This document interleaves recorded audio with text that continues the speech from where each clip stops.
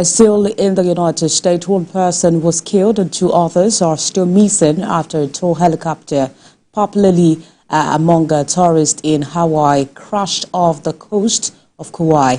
According to a news release from the Kauai Police Department, the crash happened around 1:20 p.m. Thursday near the Hawaii Valley along the Nepali coast. The police were alerted to the crash by hikers who reported seeing the helicopter go into the water. The police also said one person was found dead around 2:25 p.m. and a multi-agency search began. The pilot of the helicopter was local and the two passengers are believed to be visitors from the mainland. County search and rescue crews rescued efforts have also resumed on Friday after pausing at sundown and Thursday, while the U.S. Coast Guard continued searching throughout the evening. The individual was unresponsive. In that area, they observed what appeared to be an oil slick on the surface of the water.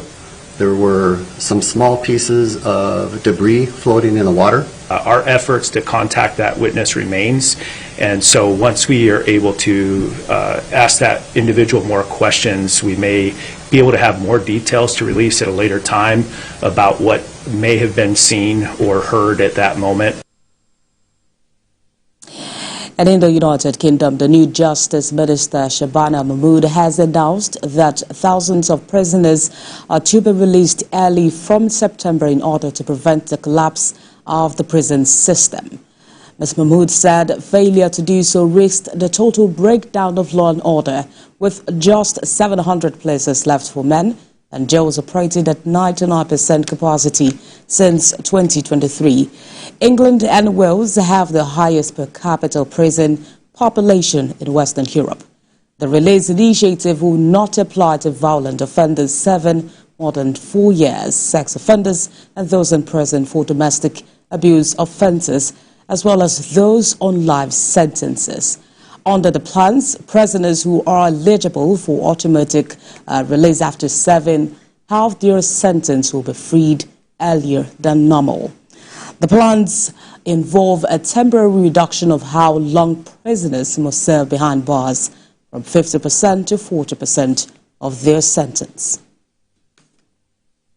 Looters running amok, smashing in windows, robbing shops and setting neighbourhoods alight. In short, if we fail to act now, we face the collapse of the criminal justice system and a total breakdown of law and order. This is not the plot of some dystopian film. This is the legacy of the last Conservative government. This is the legacy of the guilty men.